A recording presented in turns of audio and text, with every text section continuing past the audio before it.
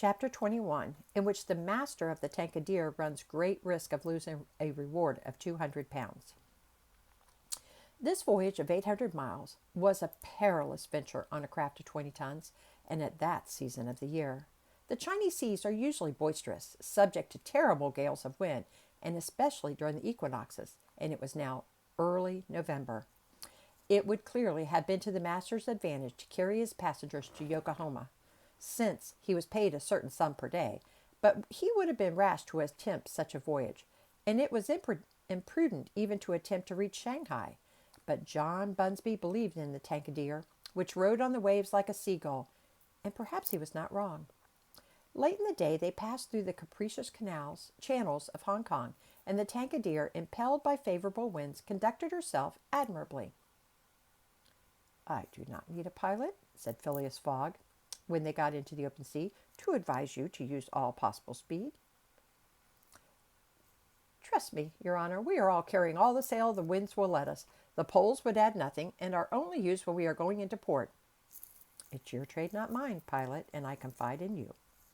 Phileas Fogg, who, with body erect and legs wide apart, standing like a sailor, gazed without staggering at the swelling waters. The young woman, who was seated aft, was profoundly affected as she looked out upon the ocean, darkening now with the twilight, on which she had ventured in so frail a vessel. Above her head rustled the white sails, which seemed like great white wings. The boat, carried forward by the wind, seemed to be flying in the air. Night came. The moon was entering her first quarter, and her insufficient light would soon die out in the mist on the horizon. Clouds were rising from the east and already overcast a part of the heavens. The pilot had hung out his lights, which was very necessary in these seas crowded with vessels bound landward, for collisions are not uncommon occurrences, and at the speed she was going, the least shock would shatter the gallant little craft. Fix, seated in the bow, gave himself up to meditation. He kept apart from his fellow travelers, knowing Mr. Fogg's taciturn tastes. Besides, he did not quite like to talk to the man whose favors he had accepted. He was thinking, too, of the future. It seemed certain that Fogg would not stop at Yokohama, but would at once take the boat for San Francisco, and the vast extent of America would ensure him impunity and safety. Fogg's plan appeared to him the simplest in the world. Instead of sailing directly from England to the United States like a common villain, he had traversed 3/4 of the globe so as to gain the American continent more surely, and there, after throwing the police off his track, he would quietly enjoy himself with the fortune stolen from the bank. But once in the United States, what should he, Fix, do? Should he abandon this man? No, 100 times no. Until he had secured his extradition, he would not lose sight of him for an hour. It was his duty, and he would fulfill it to the end. At all events, there was one thing to be thankful for. Passepartout was not with his master, and it was above all important, after the confidences Fix had imparted to him, that the servant should never have speech with his master. Phileas Fogg was also thinking of Passepartout, who had so strangely disappeared. Looking at the matter from every point of view, it did not seem to him impossible that by some mistake the man might have embarked on the Carnatic at the last moment. And this was also Aouda's opinion, who regretted very much the loss of the worthy fellow to whom she owed so much.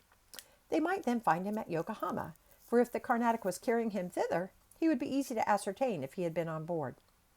A brisk breeze arose about 10 o'clock, but though it might have been prudent to take in a reef, the pilot, after carefully examining the heavens, let the craft remain rigged as before. The Tankadere bore sail admirably, as she drew a great deal of water, and everything was prepared for high speed in case of a gale. Mr. Fogg and Aouda descended into the cabin at midnight, having been already preceded by Fix, who had lain down on one of the cots. The pilot and crew remained on deck all night. At sunrise the next day, which was 8th November, the boat had made more than 100 miles. The log indicated a mean speed of between 8 and 9 miles. The Tankadere still carried all sail and was accomplishing her greatest capacity of speed. If the wind held as it was, the chances would be in her favor. During the day she kept along the coast, where the currents were favorable. The coast, irregular in profile and visible sometimes across the clearings, was at most 5 miles distant. The sea was less boisterous since the wind came off land, a fortunate circumstance for the boat, which would suffer, owing to its small tonnage, by a heavy surge on the sea. The breeze subsided a little towards noon and set in from the southwest. The pilot put up his poles, but took them down again within 2 hours, as the wind freshened up anew. Mr. Fogg and Aouda, happily unaffected by the roughness of the sea, ate with a good appetite. Fix, being invited to share their repast, which he accepted with secret chagrin, to travel at this man's expense and live upon his provisions, was not palatable to him. Still, he was obliged to eat, and so he ate. When the meal was over, he took Mr. Fogg apart and said, "Sir," this "sir" scorched his lips, and he had to control himself to avoid collaring this "gentleman." "Sir, you have been very kind to give me a passage on this boat, but though my means will not admit of my expending them as freely as you, I must ask to pay my share." "Let us not speak of that, sir," replied Mr. Fogg. "But if I insist?" "No, sir," repeated Mr. Fogg, in a tone which did not admit of a reply. "This enters into my general expenses." Fix, as he bowed, had a stifled feeling, and going forward, where he ensconced himself, did not open his mouth for the rest of the day. Meanwhile, they were progressing famously, and John Bunsby was in high hope. He several times assured Mr. Fogg that they would reach Shanghai in time, to which that gentleman responded that he counted upon it. The crew set to work in good earnest, inspired by the reward to be gained.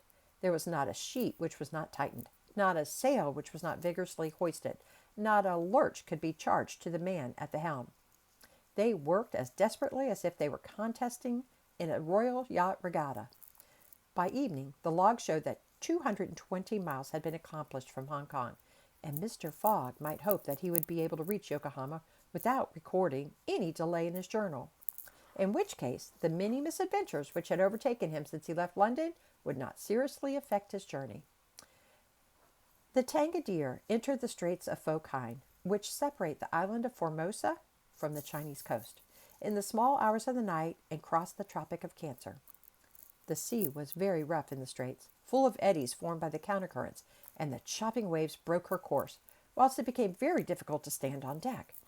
At daybreak, the wind began to blow hard again, and the heavens seemed to predict a gale. The barometer announced a speedy change, the mercury rising and falling capriciously. The sea also, in the southeast, raised long surges, which indicated a tempest. The sun had set the evening before in a red mist, in the midst of the phosphorescent scintillations of the ocean. John Bunsby long examined the threatening aspect of the heavens, muttering indistinctly between his teeth. At last he said in a low voice to Mr. Fogg, "Shall I speak out to your honor?" "Of course." "Well, we are going to have a squall." "Is the wind north or south?" asked Mr. Fogg quietly. "South. Look, a typhoon is coming up." "Glad it's a typhoon from the south, for it will carry us forward." "Oh, if you take it that way," said John Bunsby, "I've nothing more to say." John Bunsby's suspicions were confirmed. At a less advanced season of the year, the typhoon, according to a famous meteorologist, would have passed away like a luminous cascade of electric flame. But in the winter equinox, it was to be feared that it would burst upon them with great violence. A typhoon is just like a hurricane, it's just in a different ocean.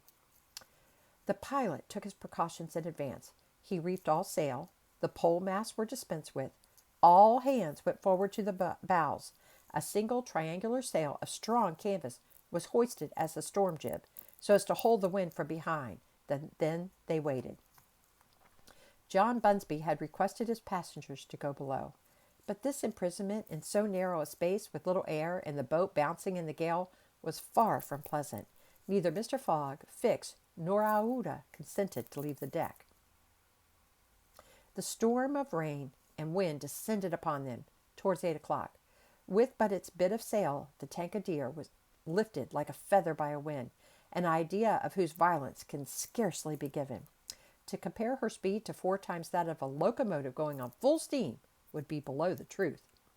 The boat scudded thus northward during the whole day, borne on by monstrous waves, preserving always, fortunately, a speed equal to theirs. 20 times she seemed almost to be submerged by these mountains of water which rose behind her. But the adroit management of the pilot saved her. The passengers were often bathed in spray, but they submitted to it philosophically. Fix cursed it, no doubt, but Aouda, with her eyes fastened upon her protector, whose coolness amazed her, showed herself worthy of him and bravely weathered the storm. As for Phileas Fogg, it seemed just as if the typhoon were a part of his program.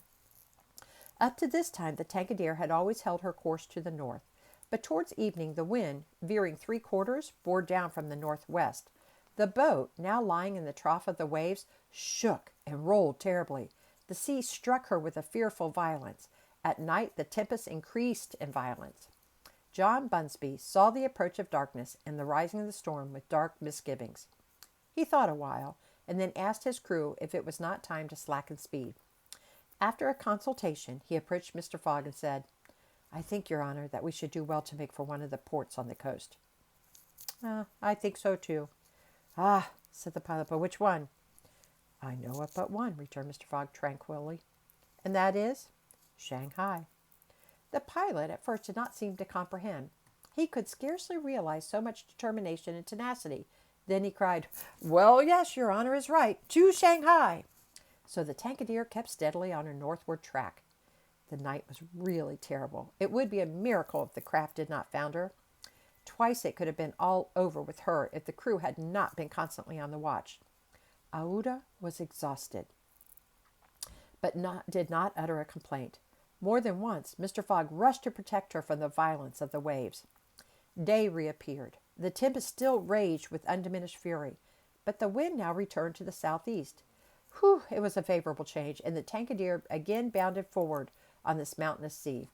Though the waves crossed each other and imparted shocks and countershocks, which would have crushed a craft less solidly built, from time to time the coast was visible through the broken mist, but no vessel was in sight. The Tankadere was alone upon the sea.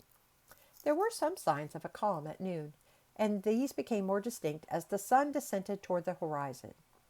The tempest had been as brief as terrific. The passengers, thoroughly exhausted, could now eat a little and take some repose. The night was comparatively quiet. Some of the sails were again hoisted, and the speed of the boat was very good. The next morning at dawn, they espied the coast, and John Bunsby was able to assert that they were not 100 miles from Shanghai. 100 miles, and only one day to traverse them. That very evening, Mr. Fogg was due at Shanghai, if he did not wish to miss the steamer to Yokohama. Had there been no storm during which several hours were lost, they would be at this moment within 30 miles of their destination.